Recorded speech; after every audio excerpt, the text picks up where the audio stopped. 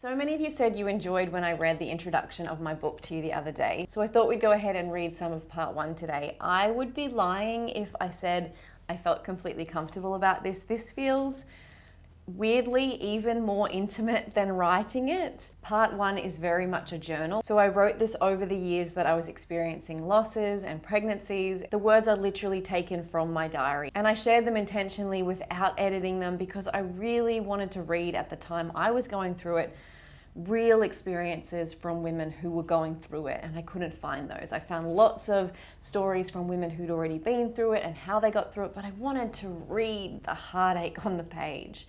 And so I know this is exactly what that is. In part 1, it's my heartache on the page. So revisiting this in video form feels pretty vulnerable. I feel pretty naked right now. So bear with me. I don't know how much I'll get through today. If you want to get a copy of the book for yourself, I'll leave the link below.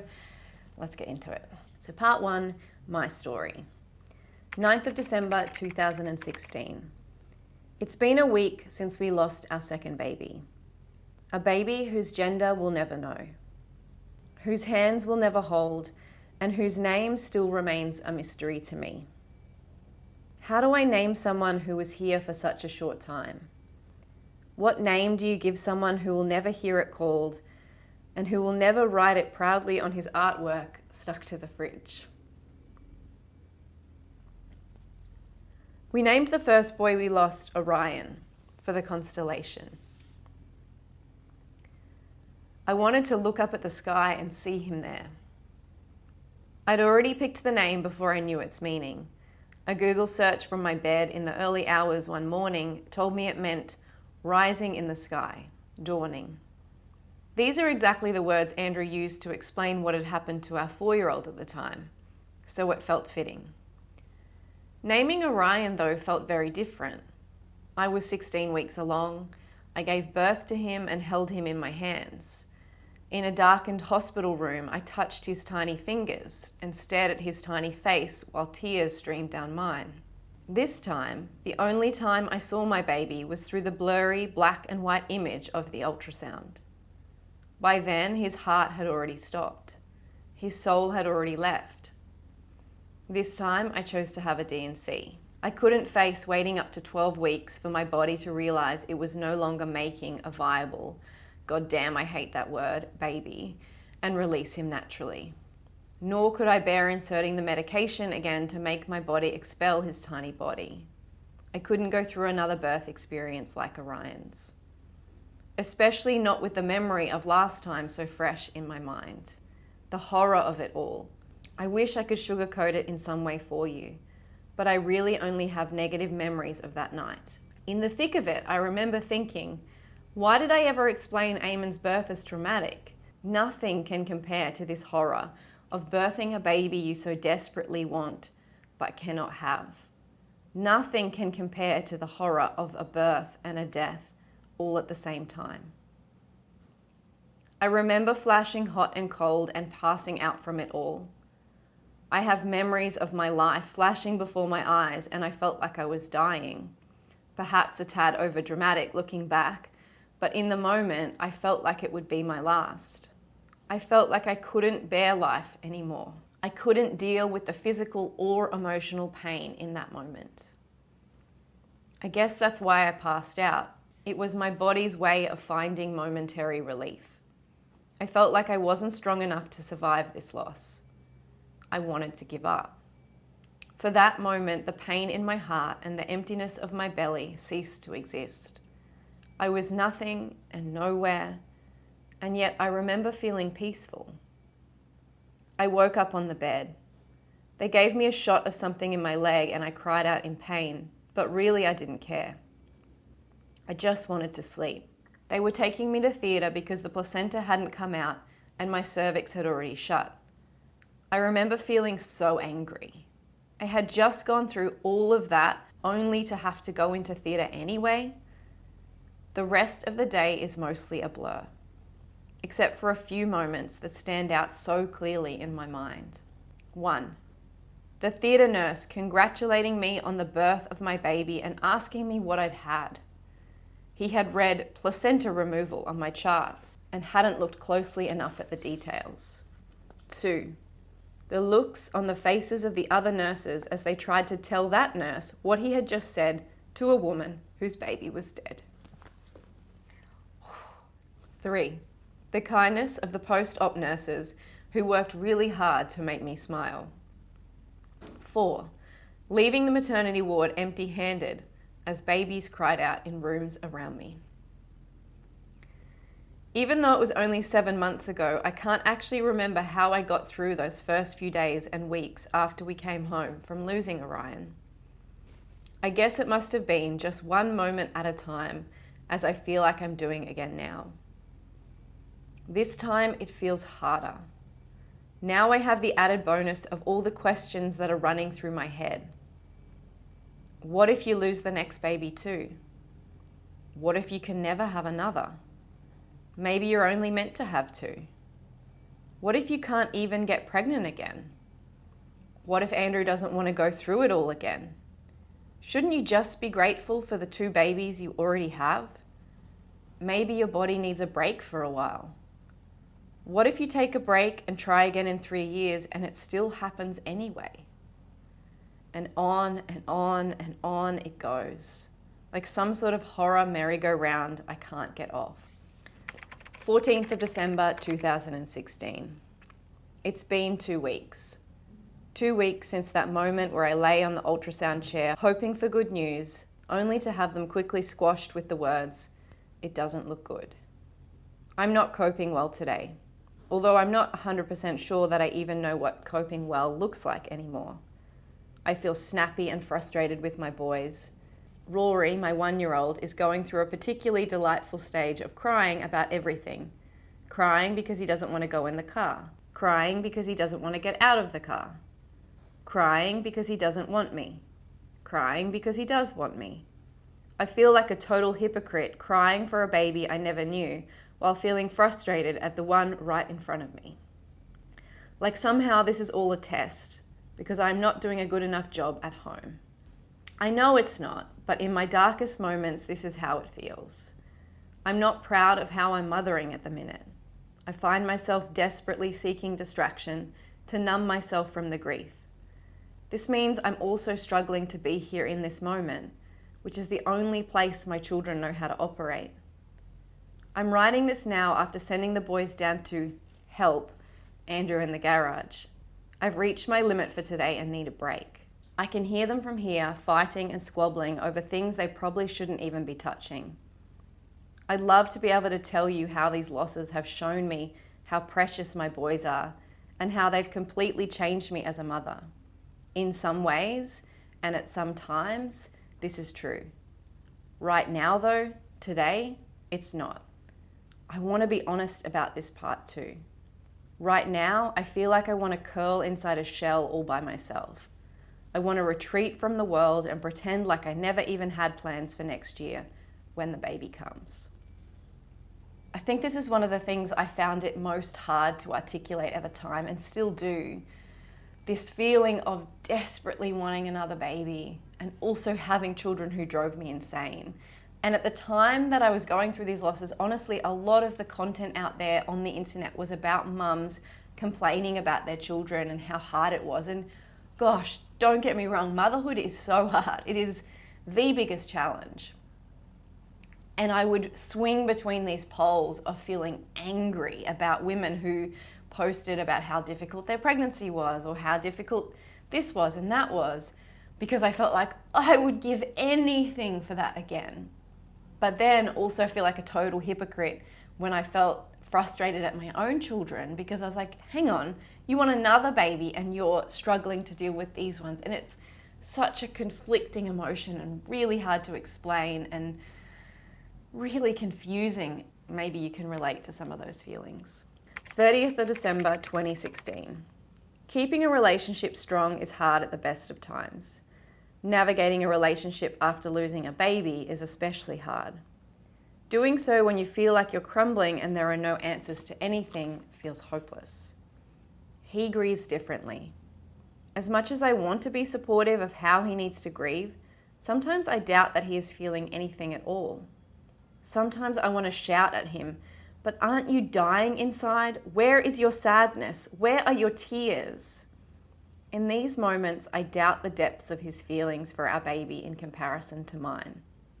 This feels like a shitty thing to say, but there it is. I feel like this hasn't hurt him as much as it's hurt me. This makes me feel incredibly selfish and alone. You would expect a shared loss like this would pull a couple together. I know friends who have been on the IVF train together and they have rallied against the challenges they needed to tackle together. But for the most part, it isn't like that for us. He carries on, working, building stuff for our house, which I am beginning to suspect is his method of coping as he started new projects days after both losses. Doing all of his regular things while I feel like I crumble into myself. I cry, I don't eat, I just want to stop thinking, to stop remembering, to stop feeling so empty. Some days I do feel a connection with him over our losses. In those rare moments where he cracks open a little and shares what's on his heart.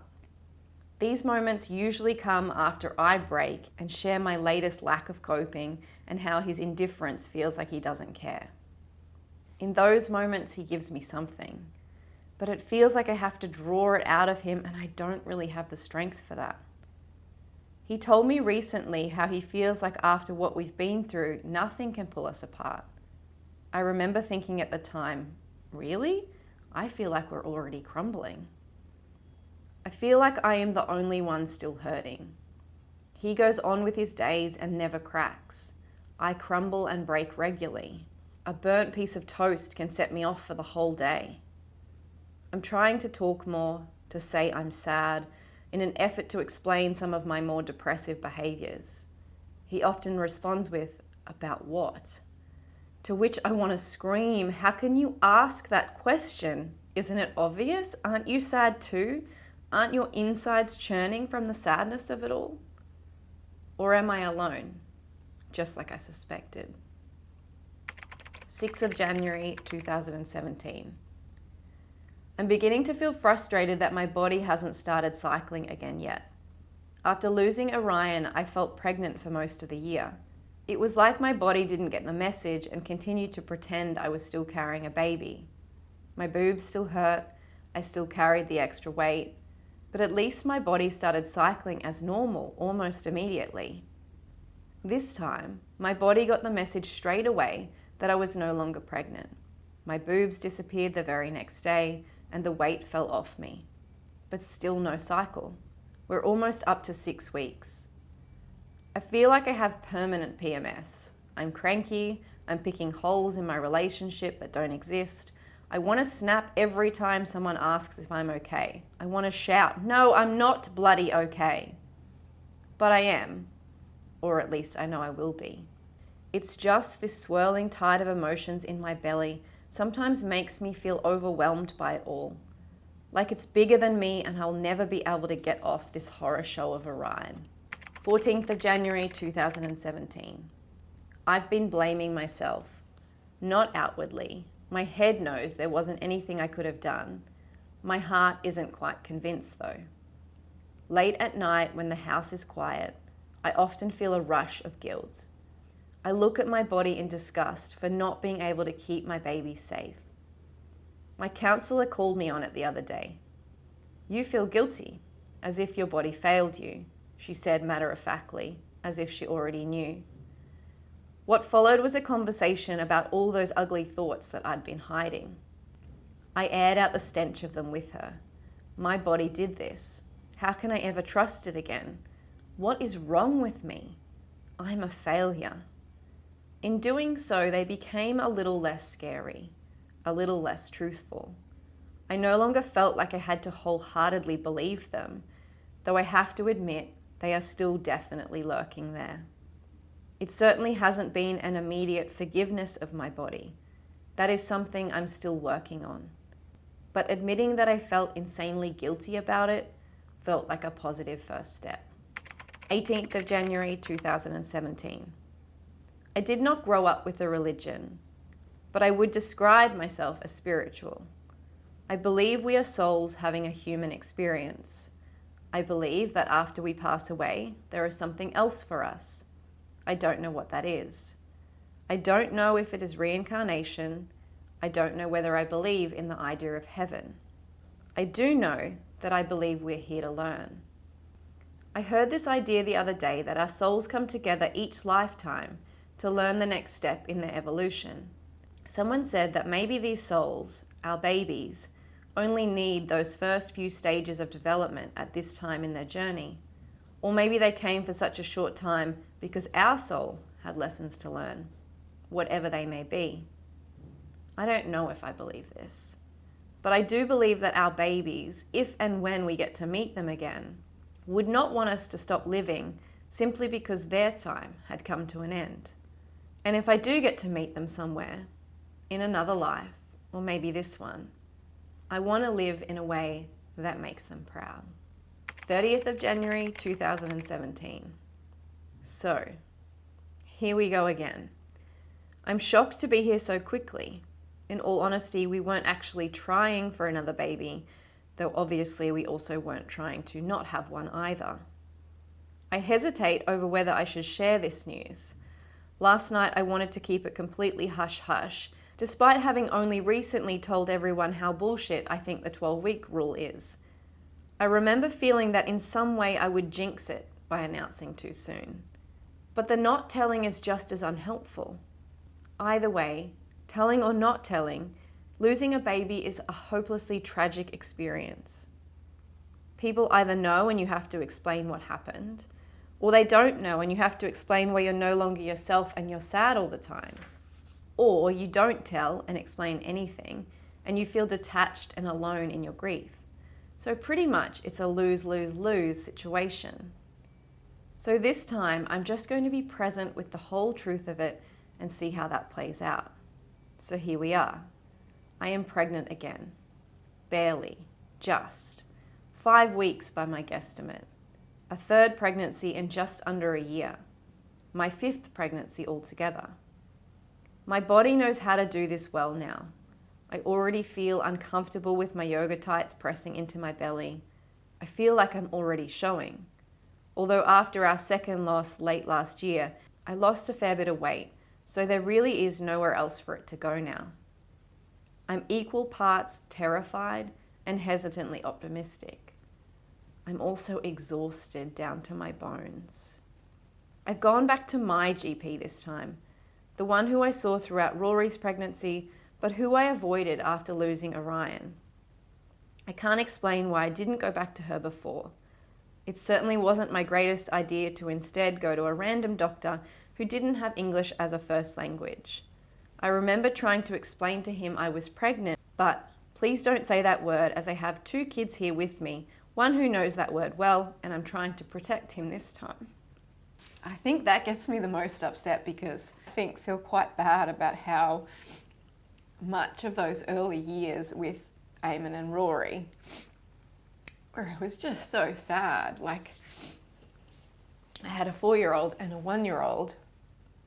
So from then until I had a 6-year-old and a 3-year-old, I just don't feel like I was myself. I was in grief and struggling and then pregnant again and anxious, and I guess I kind of mourn what we lost, or the time we lost, or the type of mum I should have been at the time. Oh, did not expect to go down this rabbit hole today.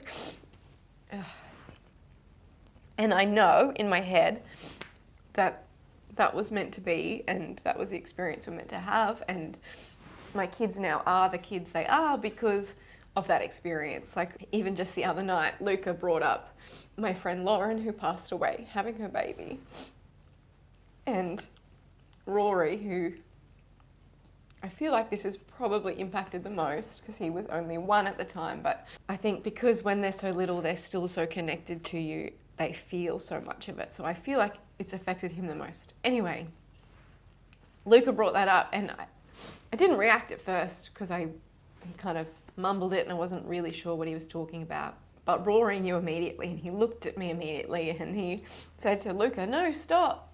Don't talk about that. It makes Mum sad." And it actually wasn't Luca talking about Lauren that made me sad. It was Rory's comment that he didn't want to experience me being sad. And it just reminds me that the first couple of years for him, I really was very emotional. And yes, it has created him into the most beautiful, empathetic, in touch with his emotions kid. But I think there's still a part of me that feels a bit guilty about that.